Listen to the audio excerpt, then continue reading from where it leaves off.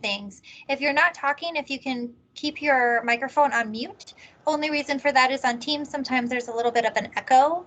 I also want to let you all know that we'll be recording this just in case there's any press inquiries that aren't able and press that want to watch this aren't able to join today. And with that, we will be ready to get started. Libby, and I can hopping down? I'm sorry, what?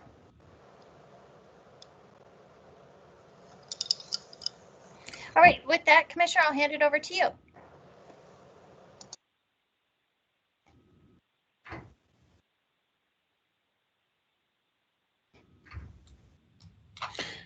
Good afternoon, everybody. How you doing? Steve Grove here from Deed. Thanks for joining us. We've been looking forward to this for some time. We know this is a busy group of leaders, but are thrilled you've come together today to talk about a topic that is very important, not just to our department here in state government, but to our economy and our state, and that's healthcare employment. The governor has declared this healthcare month, and for good reason. Not only have healthcare leaders across our state stepped up in unprecedented ways over the last year to help Minnesota fight the scourge of COVID-19, but we know that the industries that you are leading and work in are looking for workers at a level that rivals any period in our history. The workforce needs are extraordinary here. And so as the Department of Employment and Economic Development, we want to bring together some of the leaders in this space to have a conversation, both to learn more about your needs, to learn more about these jobs, but also just to lift up the opportunity that Minnesotans have to step in and make our healthcare industry, which is our largest industry in Minnesota, an even better one for all Minnesotans. So thanks for joining us. We're thrilled to be here with you all. Lots to discuss and lots for us to learn from all of you.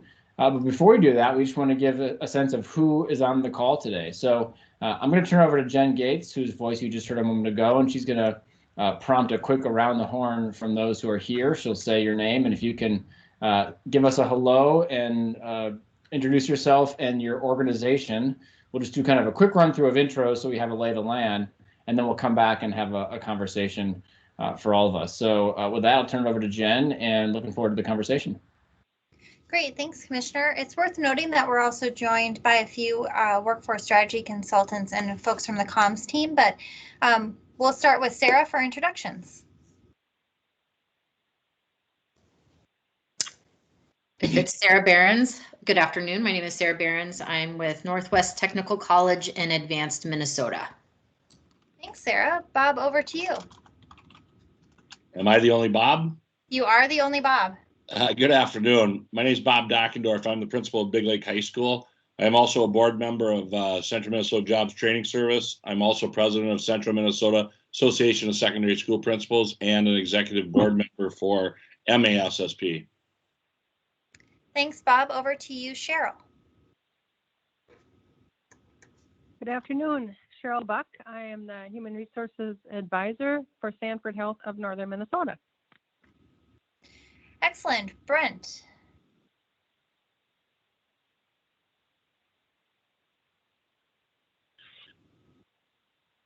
You might be muted if you're talking, Brent.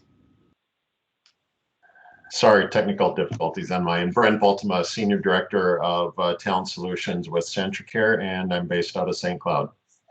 Thanks so much. Valerie, over to you. Hi, this is Valerie DeFore. I'm the Executive Director of Health Force Minnesota, or I should say the Minnesota State Health Force Center of Excellence. Great, thank you. Festus, over to you.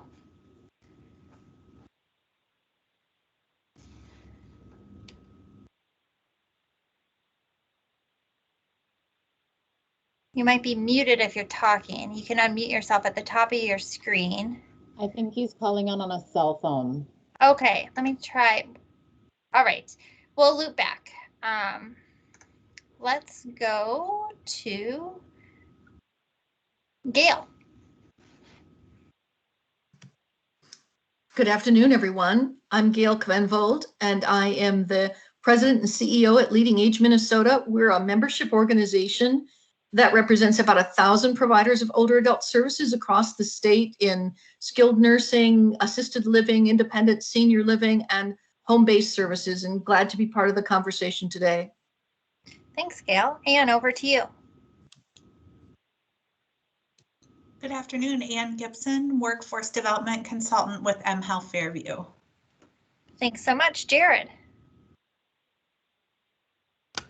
Hi, I'm Jared, and I'm a reporter at KUIC News in Mankato, covering a story on this roundtable and healthcare in general. Excellent, Jared. We'll have time for press questions at the end. Jenna, over to you. Hi, I'm Jenna Kellerman. I'm the Workforce Solutions Director at Leading Age Minnesota alongside Gail Kvenvold. Excellent. Jenny. Hi, I'm Jenny Sutliff. I'm the employment recruiter here at Good Shepherd, and our campuses are in Sauk Rapids and Becker, Minnesota. Excellent. Leslie. Leslie Witowitz with Central Minnesota Jobs and Training Services, the Development Manager. Excellent. Mikal. Hi, my name is Mikhail Ahmed. I work with the Hennepin County Workforce Development Specialist and set it up job development. I'm here to hear you. Thank you. Thanks so much. Rhonda. Hello, I'm Rhonda from Good Shepherd Community, both in the Sauk Rapids and the Becker location, and I am the Vice President of Human Resources. Excellent. Shayla.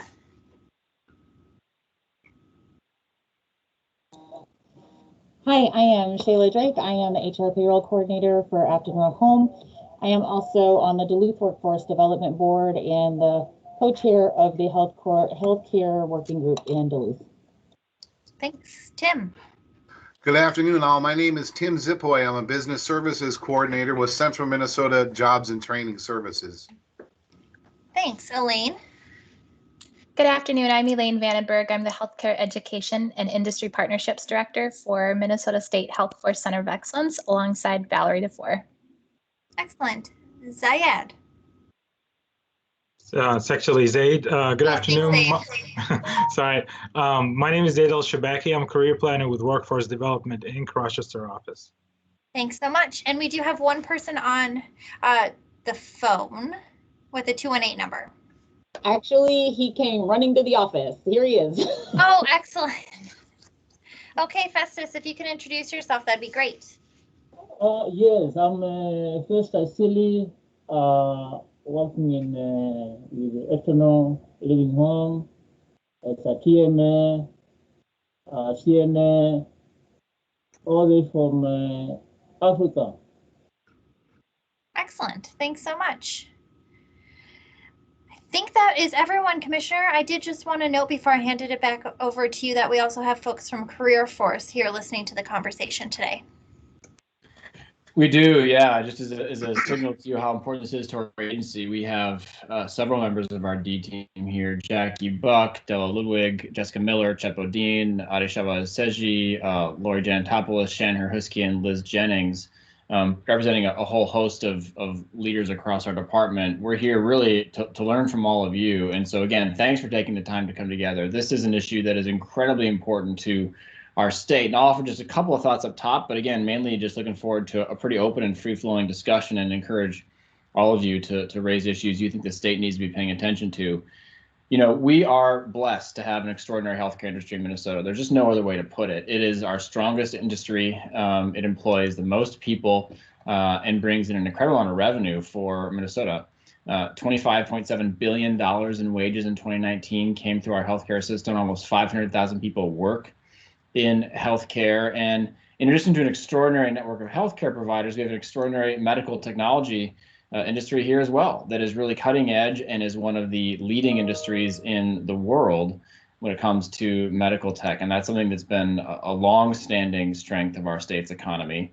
And of course, you've got these sort of anchor institutions with the U of M and Mayo that provide, you know, world-class service, but you've got an incredible network of hospitals and providers and insurance experts as well. And then, as you kind of heard us go around the horn here, a whole host of great workforce organizations and agencies who are paying attention to this industry as well, are real experts in developing the kind of talent pipeline that you need to have such a great industry in our state. We knew even before this crisis hit that jobs and healthcare faced challenges, that many of the providers in our state were struggling to hire people. Well, that workforce shortage was something that we spent a lot of time talking about even before roughly a year ago when COVID hit. But the industry has faced even more challenges, I think, since then, both given the state of the pandemic, but also just increased needs and burdens on our healthcare system. And it's been one of these really sort of uneven years, as you all know. In some ways, healthcare providers and healthcare organizations have had to let people go because of shifting healthcare consumer habits. But in other ways, you all just can't hire fast enough. And one of the things that we're really focused on this month is holding up these healthcare jobs, which are in such high demand. We track the kind of 10 most in-demand jobs on a regular basis. We update this, I think, almost weekly. And 4 of the top 10 are in healthcare. Healthcare and manufacturing kind of stick out as 2 of the areas where we just hear consistently from employers that there's a lot of opportunity out there. And these are jobs that pay largely really well, 4% higher than the national average in our state. Average wage is about $53,600. And the addition to our economy based on this sector is about $36.5 billion every year. And so it's an extraordinary part of our economy, and we need, as a state agency, in fact, as our responsibility as a state agency, to do everything we can to help you succeed. One of the themes I hope we discuss today, and it's certainly one we've heard from you a lot about, is just that there are many jobs in the field for which an extensive medical degree might not be necessary. In fact, in some cases, experience can be gained right on the job. You're training folks on the job once they walk in their front door. And I think a lot of Minnesotans maybe don't realize that. They think of healthcare and they think of a PhD in epidemiology or something is what you need to enter the industry. My gosh, there are roles at all facets of the industry. And I hope you can help us understand that even more deeply today. We're giving a lot of thought and being very proactive about this concept of reskilling or job shifting in this current pandemic. And the reason for that, as you may have heard the governor raise yesterday as we unveiled our COVID-19 recovery budget, is that the effects of the pandemic have been very uneven. And when you take a look at the hospitality industry, for example, which has seen tens of thousands of jobs lost, that industry is really suffering. It will come back. It will come back strong, but it will take some time. And in the meantime, you got a labor force that needs to work, and that may be at a career inflection moment where considering a job in a new field isn't so crazy. And some of the same skill sets that you need in the service industry, very much apply to the kind of customer service attitude and spirit and heart of a healthcare worker. And that's one of our thesis, and it's not a thesis that we kind of grabbed out of thin air, something you've been telling us, that we think there's some skills transfers here that can really make sense as people think about maybe new directions to take their careers, and the healthcare field being one of those areas that's really promising.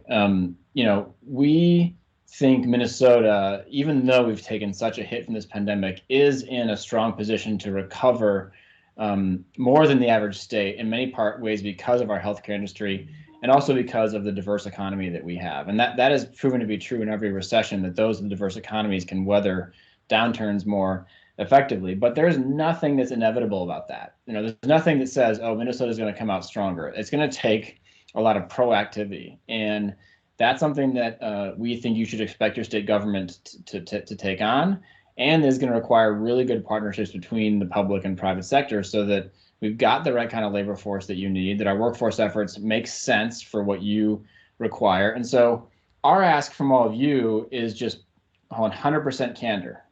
Tell us what's working, tell us what's not, tell us what you wish state government could do more of, tell us what you're looking for from your pipelines for jobs, and tell us what's working and what's not. I think that's the spirit we want to enter this conversation, because our department needs to consistently be learning from industry as we reshape our efforts in this economy. Last thing I'll just say is this, because we are fresh off the governor's budget announcement yesterday, and as you saw, a host of different initiatives there really focused on rebuilding our economy, both in terms of the immediate rescue that's required to ensure that we're in good footing, but also kind of looking ahead to the jobs of the future. One of the key components of that effort is re-examining something called the Workforce Development Fund. And this is a fund that you probably all know well. It is very unique to Minnesota. It is created by a payroll tax that employers pay into, that then we as a department use to help train a workforce for the jobs that employers need. And again, we're the only state that has this thing. It's an incredible fund. It's about $120 million every 2 years. This is not small money, but it hasn't really been modernized or changed since about the mid-1980s. And we think it's time to kind of re-examine that fund and look at the ways in which that funding is distributed to really meet the needs of today's businesses and the needs of today's labor force, which has changed a lot in the 35, 40 years since this has last been updated. So we are in this legislative session looking at that workforce development fund, looking at how we can make it better rooted in equity, more focused on opportunities for innovation, that we can focus on support services and kind of the auxiliary things that make workforce development and growth possible, and that we have some kind of common performance metrics so that the investments that businesses make into that fund return a really quality stream of workers for our company. So we're excited for this conversation. I'll stop there. That's the most talking you'll hear me do in this conversation. I mainly want to listen.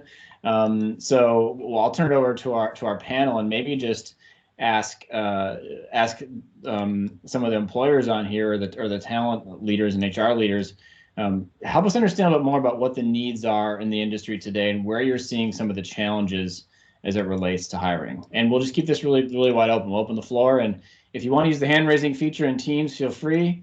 But if you want to just chime in as well, feel free to. We'll keep this easy.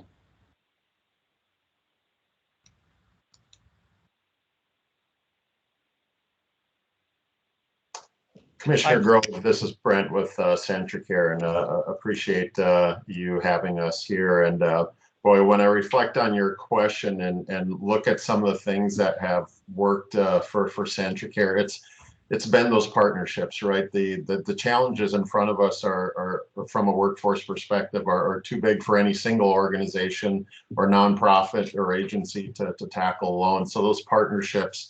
And when I think of those, I think of the apprenticeship program where partnering with DEED, we're able to create a community healthcare worker program that helps our communities of color access healthcare, learn about the healthcare system, and also because of that was able to help us increase the diversity of our own workforce. And oftentimes it's those apprenticeships or those dislocated worker training funds and programs that help transition somebody who wasn't thinking about healthcare or doesn't have that advanced degree that oftentimes we're assumed to requiring to make that pivot to help them, whether it's having to go back to school for a year or undergo some type of training that's otherwise an obstacle. But those apprenticeship partnerships, those dislocated worker dollars help folks overcome that loss or that gap when they think about transitioning a career or moving into healthcare. So I really appreciate the partnerships with DEED, with other nonprofits in that manner, because oftentimes there are people who are born and know they want to go into healthcare, and sure, we're there to support them too as they move up their career ladder. But it's oftentimes those that haven't given healthcare thought or are looking at it as a second career that we need those types of programs to assist in that transition. And Brent, do you find that training programs are incentivizers, or are they more once you've gotten someone in the door, they just help accelerate growth, or is it both? Boy, I think it's the first. I think it helps to incentivize them to look at healthcare, and certainly, like a lot of other organizations, once they explore the healthcare career world, we have a lot of other programs, incentives, whether it's tuition reimbursement or student loan payment programs that help them then move up the career ladder. And sometimes just helping those folks see that that starting as a certified nursing assistant or a practical nurse or medical laboratory technician opens up a whole nother field of opportunities for them that we can then support them in that career growth.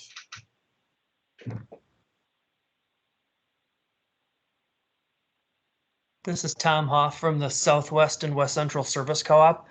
I represent an educational service agency that serves about 50 to 55 public and private schools in our region of the state. And to kind of echo Brent's comments, partnerships are really key, especially in rural areas where every organization has limited resources. 3 years ago, we did not have any high school programs in our entire region that focused on medical careers. And we've been able to, with a project called Launch Your Future Today or Lift Pathways, we've been able to fund partnerships between high schools and healthcare organizations. And now I think we have 6 programs serving about 18 high schools in the region. And the experiences those students have gotten through this program have really broadened their awareness of the wide range of healthcare occupations there are. They came in thinking, you know, doctor, nurse, dentist, and their eyes were just opened wide to all of the possibilities. And hopefully, by partnering with regional healthcare organizations, they're seeing that those opportunities are right here in their backyard. Yeah, that exposure makes a huge difference, doesn't it? Just knowing what's out there.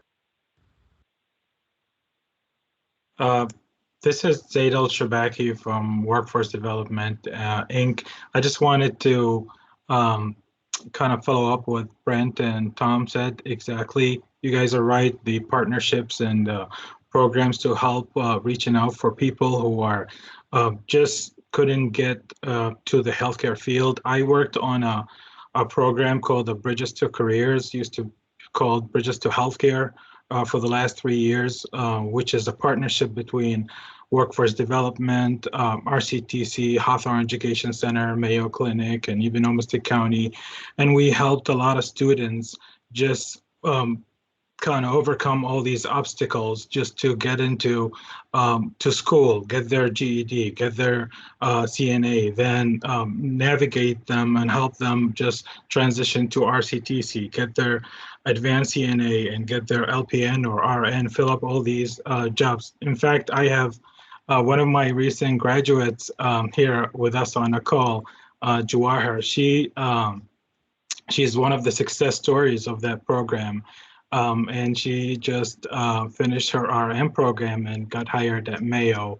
If you guys have a couple of minutes to listen to her story, I think it's best to hear it from the people and see what their struggles, what are the things that worked for them to, you know, get to their goal.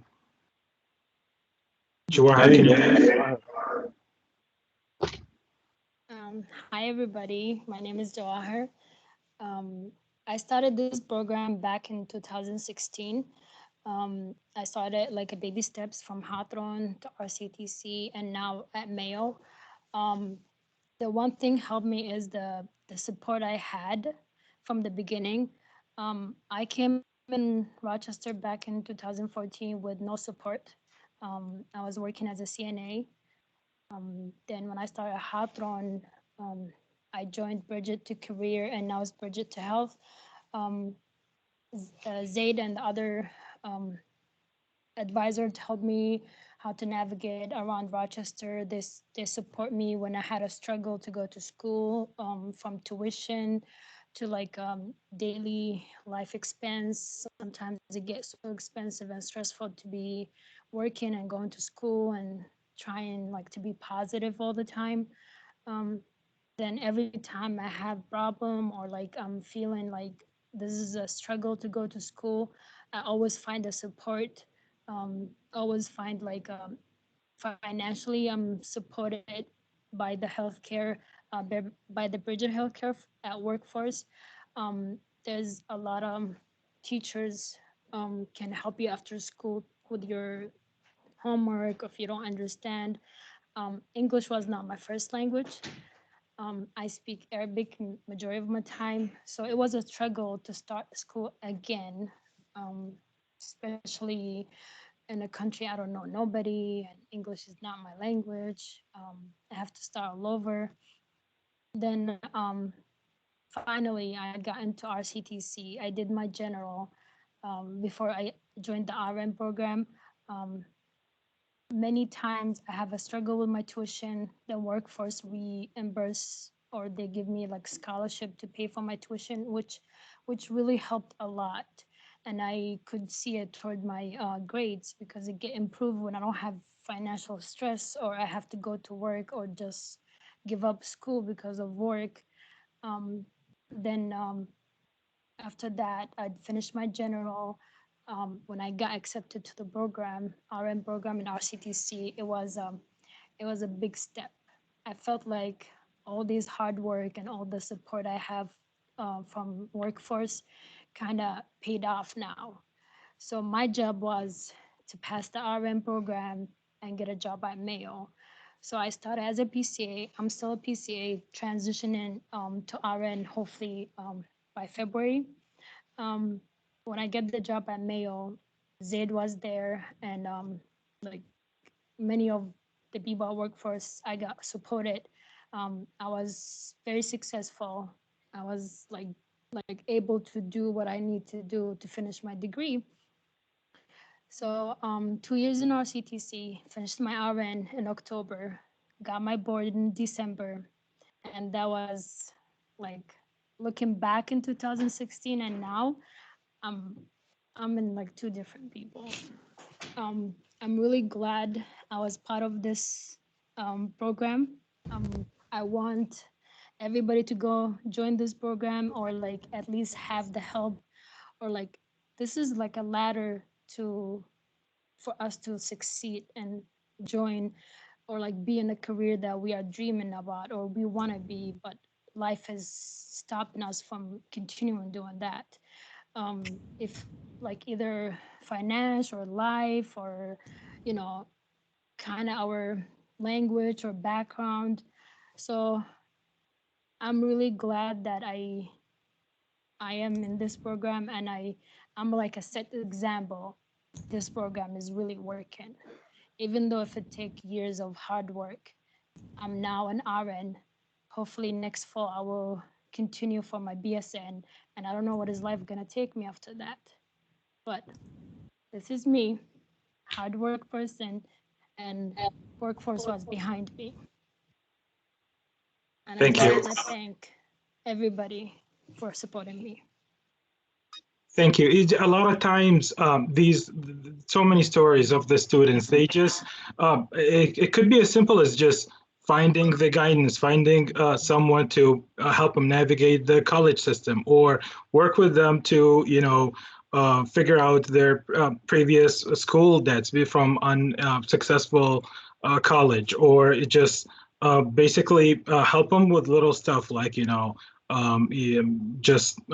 vouchers, gas vouchers to make it to school, or have that that collaboration between the schools to provide additional tutoring for them when they need it. And the results are great. I hope there are more programs like that, more partnerships to reach out to this populations and the people who could not make it, and then just bring them to the healthcare field. Yeah, Jawahar, congratulations. What a compelling story. And we need more Jawahars in Minnesota to help continue to grow our healthcare system. But it really compelling story, really well told. I mean, to make transitions into fields, especially if you have to work and you have family and other obligations, it's hard. And so support's critical. There's no question. I think Zaid says it well. So congrats. We'll look forward to seeing you as a nurse. Sounds like very, very soon. Thank you so much. In 3 weeks. All right. Okay, I gotta go. That was in my break, and I just wanted to share this story, make sure that this program is really working, and I'm a life example. Thank you, Joy. Thank you Thanks guys for for joining listening. Have a good day. Appreciate it. Thoughts from others. Let's go to Bob. You've had your hand up. Oh, I think you're on mute. Again, good afternoon, Commissioner, and everyone else. Again, my name is Bob Dockendorf. I'm the high school principal of Big Lake. I've been in education 31 years, 27 of them in administration in one way, shape, or form or another. Aggressively, about 5 years ago, we started really looking at our data. And I was offended when I looked at our data because our data said that we have about 47% of our kids never go on to a 4-year or 2-year or even any type of certification. And I thought that was all make believe. I was offended, but I soon realized I'm on the other side looking out, looking in, if you will. I have a master's degree. I have several other degrees. And so I'm biased. I soon presented to my teachers, they too are biased. So we started breaking down that, making teachers aware on the front line as the gatekeepers. And I like that everybody's talking about being solution oriented, because that's where I live. And you talk about partnerships. But what we've been doing in Big Lake, and many of you here know this because I've worked with you or presented for you, is that we've been trying to break down the barriers and make a long-term systemic shift in education using apprenticeships, work-based learning, every avenue we can. We have now doubled our special ed work-based learning program called Connections. All of Monticello is going to be joining us next year. You didn't hear that from me, but so our program is doubling there, and a good chunk of Becker will be joining us as well. And we started with just 2 kiddos. As far as in the healthcare field right now, very successful. We have a young lady that is doing a CNA at Parkview Care Center in Buffalo, and she is doing her apprenticeship, very successful. What I want to talk about is the fact that when we talk about partnerships, we are sitting here with 60 to 64,000 graduates every year. And if you think of, let's just even say 40% of the kids never go on to get a 2-year or 4-year degree, that's because we don't have a deliberate approach. And I've talked I work closely with Paula Palmer at MDE on this. And in fact, we were on a Zoom last Friday or the Friday before working on the vision even further. And what I'm getting at is we have a model out there. Sports do a great job. They come in, they look at our up and coming, and they're in recruiting all the time. I invite each and every one of you to do the same with your schools. We have we have students there that just need to have a deliberate vision, and you can help them. And I invite all of you to come to Big Lake at any time you want. I'd love to sit down and talk with you about where we're at and where we're going. We have now put well over 135, 145 students through our apprenticeship program in the last 3.5 years. Our very first kiddo, sorry, I still call them kiddos, but he started as a junior in one of our tech places over here as engineering. He is now gone to school. He's still there. He graduated with a 401k. He is looking now. He went to college. He's looking now to run the company. He is in line to run the company here within the next 2 years. And that's true story. We also have another kiddo. When I talk about the front line, one of our teachers that at first didn't buy into our data, okay, thought that all kids should go to college, period. And that all of them did. We started talking about, we have to talk about exposure for these kids of what careers are out there, exploration, and then experiential learning. So we said, if anytime you hear a kiddo talking about some type of career and they want to know something about it or learn about it, we'll figure it out. So one of my math teachers, and I've told this story for some of you, sorry if you hear it again, but one of our math teachers came down one afternoon, and she was so excited. She had a female student with her, and she said, "Tell Doc what you want to explore." She wanted to go into mortuary science, and the first thing I said was, "God, that's creepy," okay, because I wouldn't do that. But anyways, we picked up the phone right away, called up Dingman Funeral Homes up in Sauk Rapids, which I have a connection with.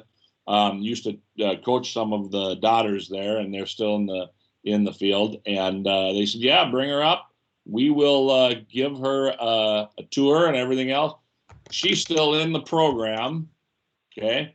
And Dingman Funeral Home decided to open up a funeral home in Big Lake, right on Highway 10. So you talk about a success story all the way around. And yeah, exposure matters, doesn't it? Just matters getting folks exposure to what the career is like. I think that's a theme we're hearing consistently here.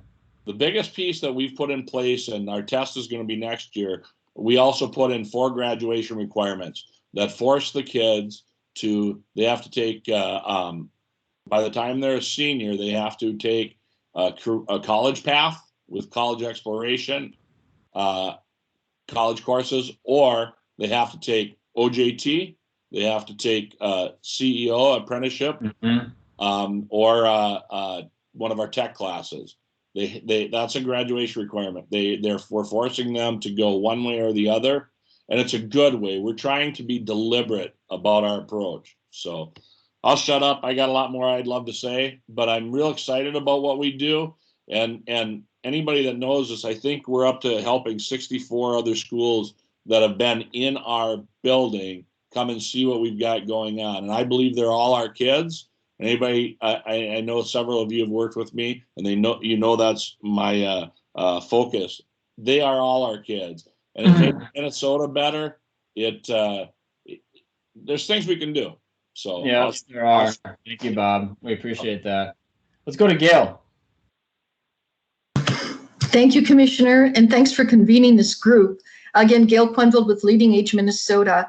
As you acknowledged at the very top of the call, for most of us, workforce has been a concern for a long time, but I would say COVID-19 for long-term care has been a true disruptor in terms of our workforce needs, and really has laid bare how severe our workforce shortages are in our field.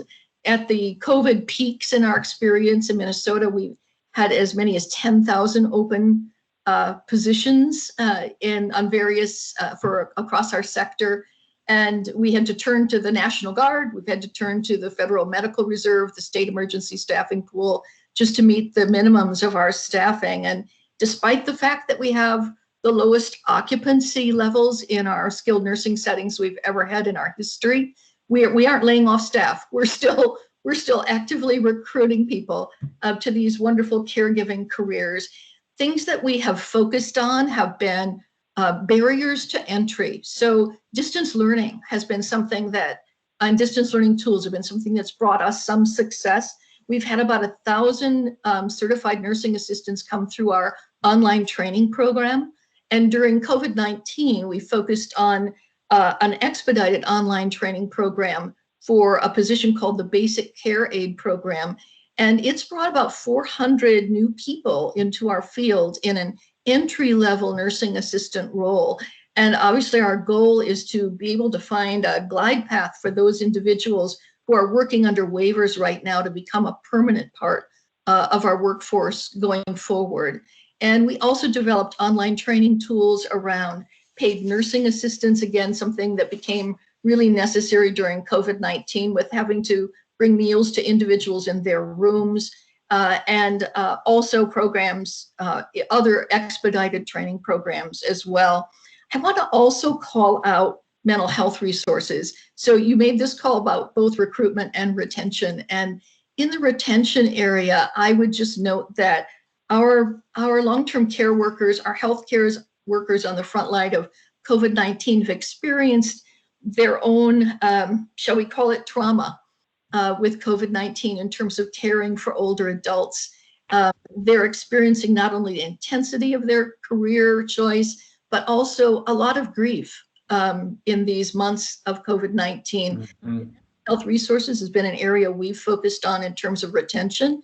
We could use help from the state in that area as well. Through our foundation, we put together a helpline that workers could call, counseling, either as individuals or in groups. But I think that's going to be an ongoing need as we emerge from COVID-19, not just in long-term care, but on the front line of our COVID-19 work all across the healthcare sector. And I love the conversation around partnerships and connecting to a younger generation to attract them to our caregiving careers. Before COVID-19, we had some excellent examples of high schools partnering with long-term care providers to introduce them to the nursing assistant career, for example. And that's the work we believe lies ahead. One of the areas that we struggle with, we know that wages is part of an issue that we need to address in our field, but we also know that the image of caregiving careers in our society is something that needs to be uplifted. And I think COVID-19 presents that as maybe a silver lining, that as we talk about our healthcare heroes, we've got a real opportunity to build on this as a not just a job, but a career, and a really purposeful, meaningful career. Yeah, no doubt. Well said, Gail. And I think, obviously everyone who is working in these jobs deserves to be paid well for their work. And at the same time, it is an incredibly purpose-driven career choice. And it might not be public service in the same sense of literally working in government, but it is very much public service in terms of what you're doing for your communities. And that has to be part of the kind of the recruiting message too, that I'm sure you all focus on every day. And yeah, I think we're hopeful that the heroic year we've all seen this profession, embody will change that perception, to your point. Let's go to Shayla, who has her hand up. Hi, so I have a couple of things. So basically, you want to kind of know what's working and what's not. One thing, I don't know how realistic or whatever, but one thing that has been working amazingly well has been the 1135 waiver, because it's allowed us to be able to train and nursing assistants and allow to test for competencies. And we've been allowed to, if you test for competencies appropriately, send them straight to the college for test out. But unfortunately for the colleges, it's creating this reverse effect where they're having a decreased enrollment because you've already got people tested out. But for a lot of us, it's allowed us to recruit a little bit differently, because you could get people that have been PCAs before, do some competency testing with them and getting them tested out. So, any kind of extension on the 1135 is very, very beneficial for us for that. Additionally, under the Chapter 144A, under the Minnesota Revisor of Statutes, there's where the NF1s and NF2 nursing facilities are required to reimburse nursing assistants for their books and their tuition and that kind of stuff, and also their testing. But it's only long-term care, the NF1 and NF2s. Home health, acute care, none of those people have to pay those expenses, but they have to require nursing assistants. We're all needing nursing assistants, but only long-term care has to reimburse the cost of nursing assistants. So I think it might help with recruiting and getting people on board and doing all of that if maybe we spread that out a little bit too. And then additionally, maybe if we could look at adding medication aid in that allowable reimbursement expense, because we have a scholarship program here. Festus is part of our scholarship program. But as part of that scholarship program, if we're counting the TMA program as part of our scholarship dollars instead of our allowable statute costs, that's going towards our scholarship dollars instead. And so it's different pots of money. And so it makes it more difficult. So, that was, something else that we were looking at too. And then Festus had his hand up raised. I don't know where his train is, but I don't know if you want to call him on a different time. And then I do also agree with Gail on the emotional side, because in long-term care, we have emotional connections with residents. For a long-term relationships with long-term people, a lot of people haven't died from COVID. They've died from decompensating. They've been in their rooms for long periods of time. They've been separated from families, and they're sad and they're alone and they pass away. And we're the only ones here for them. And we've known what they want for breakfast and what they want for lunch and what they're happy about and sad about. And then we're the last ones to see them. And then they're not here. And we're used to losing a couple, and now we've lost too many.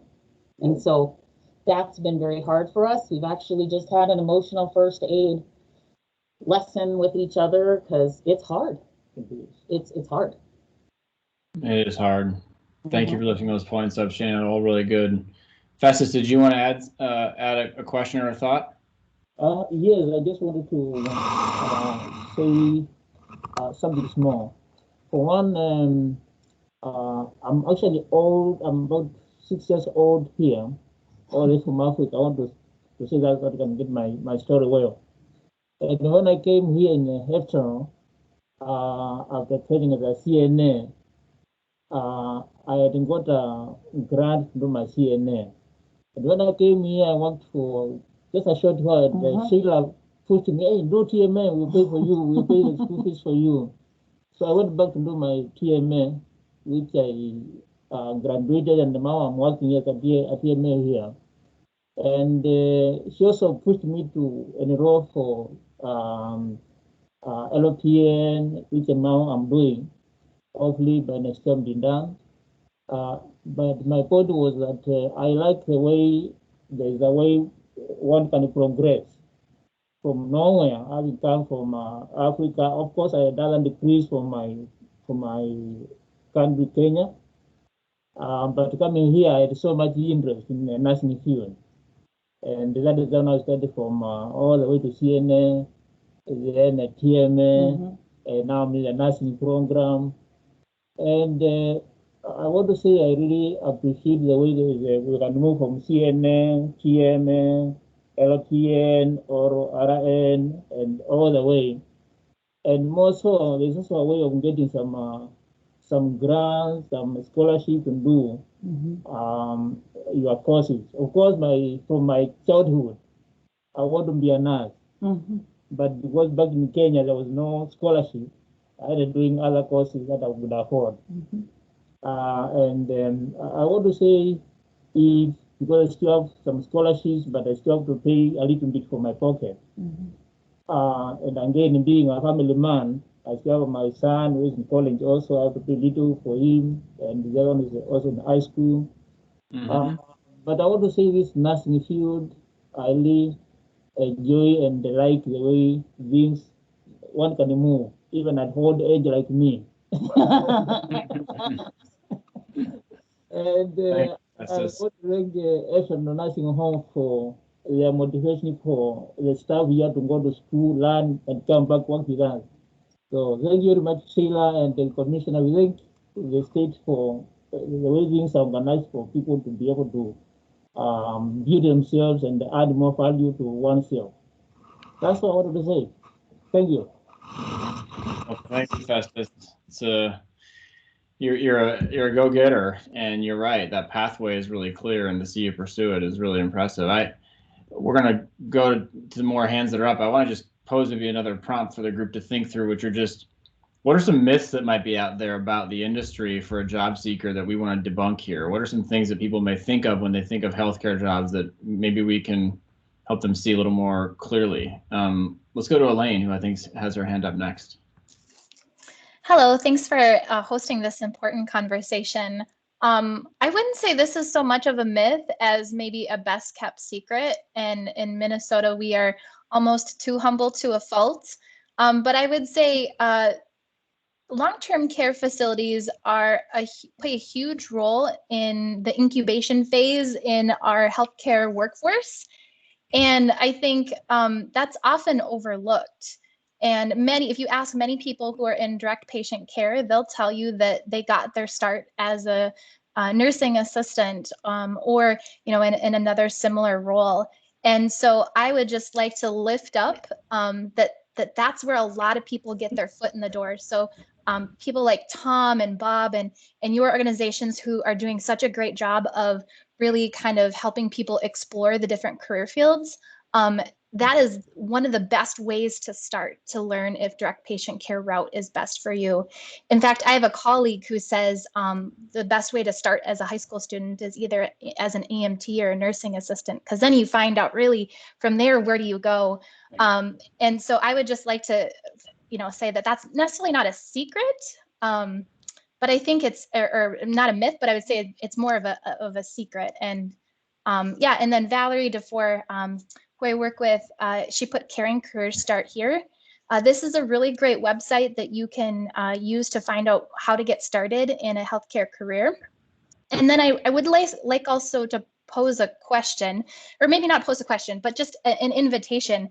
When you continue to think about, kind of how does this new workforce development tax, is that what it's called? The Workforce Development Fund, yeah. Yes, the Workforce Development Fund. What that's going to look like in the future is, I heard a lot of people on the call today mention partnerships. And how cool would it be if we can take a best practice from Zaid's program and incorporate it to a program that's happening into the Metro? And so, you know, whatever, I think one of Deed's role, I see a really great role for Deed to facilitate in that collaboration and that partnership, and also that best practice sharing, because I think that is really key to elevating kind of our state's pathways to prosperities and MJSP grants and pipeline grants.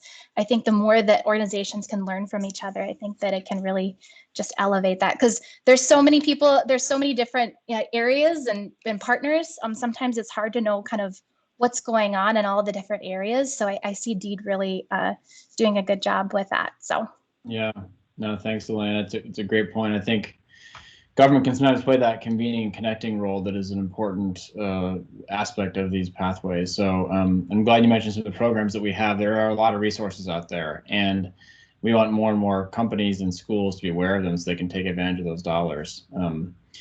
We have about 5 minutes left because we're doing a little bit of time for our friends from the media who are on to ask you all questions. So I'll go next to Ann Gibson.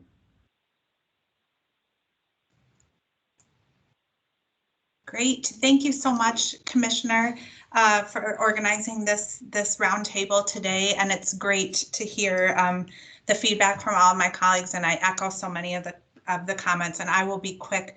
I just wanted to, I'm here representing mHealth Fairview and Ebenezer. We do all the hiring for our Ebenezer senior communities as well. And just, I think Brent just kicked us off in the perfect way, talking about partnerships and all of the talent needs that we all have through our senior communities, through our hospitals and clinics. We couldn't be solving these needs without our state associations, without Leading Age, Minnesota Hospital Association, our career force centers, and our schools are both, you know, our high schools, our colleges, our post-secondary partners, and the state. And I'll just quickly touch on a couple of things that are working well for us and a couple of things we hope to continue, and just highlight some of our top needs. We do have across both organizations, we have a huge need for nursing assistants, which I know has been a theme throughout this call, for medical assistants and for surgical technologists. And I would say, and that isn't, I mean, there's a whole bunch of other roles that I didn't even call out, but in particular, focusing on those for just a moment, those are all roles. Surgical technologists require, you know, it's a 22-month program, and the medical assistant program is at about a year, and nursing assistant can be a couple months program. So I just wanted to highlight those as well. We do, with our partnerships with the state of Minnesota, with our Minnesota Apprenticeship Initiative grant and our dual training grant, we are hiring into some of these roles and following an earn and learn model. So thanks to our partnerships, again, with the state of Minnesota, we're able to help fund some of the tuition costs, and individuals can earn a living wage while they're going to school for these programs. So I did just want to call out, right now we have 7 medical assistant apprentice positions open until February 1. So if you have candidates that you know that are interested in that, that is open right now. In our nursing assistant, to help with that need, we are using our dual training, some remaining dual training grant that we have to upskill some of our current workforce and get them into nursing assistant roles, but huge needs in those areas. We know apprenticeship is one tool, certainly, to help solve that, but just thank you so much for giving us this forum, and for all the partners on this call today too. Well, thank you, Ann. Appreciate that. All great points. We've got time for one more comment before we give our friends in the media a chance to ask any questions they might have. Let's go to Rhonda. Thank you. Thanks for letting me have an opportunity to speak a little bit. I don't want to be redundant with all the great comments that have been said. We feel a lot of those same things as well. I'm from Good Shepherd. We're long-term care. The part that really struck me is what are the myths? Long-term care has a huge stigma that we really need to overcome. And that is that we are a place where people come to spend the final days of their life. It's not desirable for a lot of people. So we have to break through that myth. We also have to break through the myth that there's not a lot of nursing options. There's not a lot of variety. If you come to work in long-term care, you're standing at a med cart and passing meds. And so you don't have a lot of opportunities. So we really value the partnerships and the exposures that we can have with the schools. We've been fortunate in our area to participate in an event called Scrubs Camp for the last several years, in which we can get these young students to come into our buildings, to break those myths, to understand all the type of career paths that we have in long-term care. We know that the stigma of long-term care is the starting place, but we really want to try to promote that this is a place to start your career because there's great opportunities, and this is a place to grow and stay your career in long-term care. We have so many huge success stories. The scholarship monies, the loan reimbursement programs that the state offers us has been instrumental in having those success stories for us. But those are some of the huge stigmas that long-term care really has to overcome, in addition to the great needs that we have for our healthcare workers. Yeah, no, well said. I think long-term care is one of those areas that really, the perceptions aren't always matching in reality, are they? So I think it's a great point. Well, let's give our friends from the press a chance to ask any questions they might have. We've got such a great group of leaders here with a wealth of knowledge. We'll open it up to the reporters that have joined us, and if you could use your hand-raising function, we'll call on you as we see your hands go up.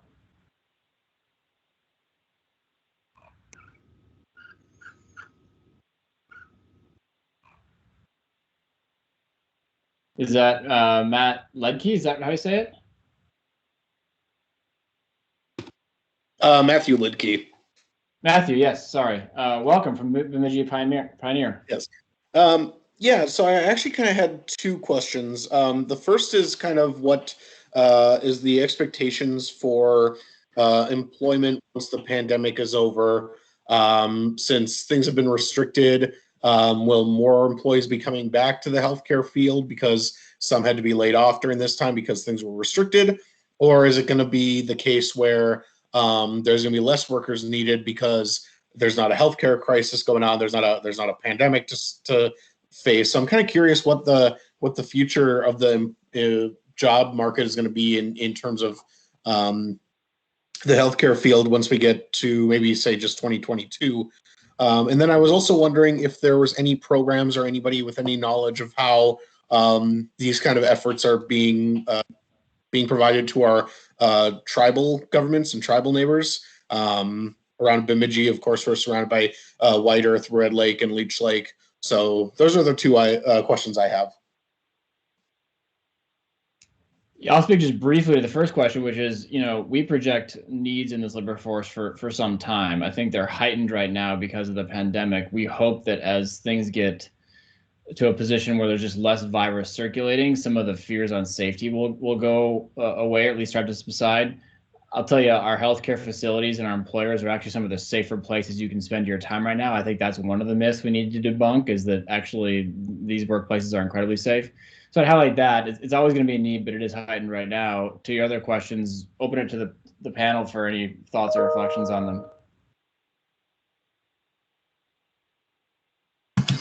Commissioner, in terms of the long-term outlook for growth in healthcare careers, I didn't mention the demographic shift because we've been pretty focused on COVID-19, but we are going to have more demand for services to older adults than we've ever had before as the baby boomers grow older. So it's a bright prospect in terms of that as a career field. And I would also add that in terms of Health Fairview Hospital and Clinic, I think people have been putting off a lot of elective procedures and care, and so I think there's a lot of pent-up demand as well. So we anticipate continued growing need There are some areas that we had to pull back due to the pandemic, and as things continue to open up, to Gail's point with the demographics too, there will continue to be healthcare is a continuing, growing need. Thanks. We're just about at time, so if there are other questions from the press, you can go ahead and reach out to me and I'll be sure to connect you with the folks to get those answered. Commissioner, do you want to wrap us up? Yeah, well, look, thanks everyone for the conversation. I've learned a lot. We have a team taking notes here. This is really good advice and context. Thank you for your leadership. Thank you for everything you're doing during this pandemic. You are literally keeping Minnesotans safe and alive, and you should expect your state government to help you in that process. The issues you've raised here around partnership and leaning in on apprenticeship and exposure and amplifying and debunking some of these myths are things that we're going to need your help on, but you should expect us to really do more on in the coming days and months. That's why we've made this month such a critical point to lift up these cases. But it is just 1 month. This is going to be an issue for the whole year. And so we're on this journey together with all of you and grateful for your leadership. So thanks. Have a great rest of your day, and we'll talk to you all again soon.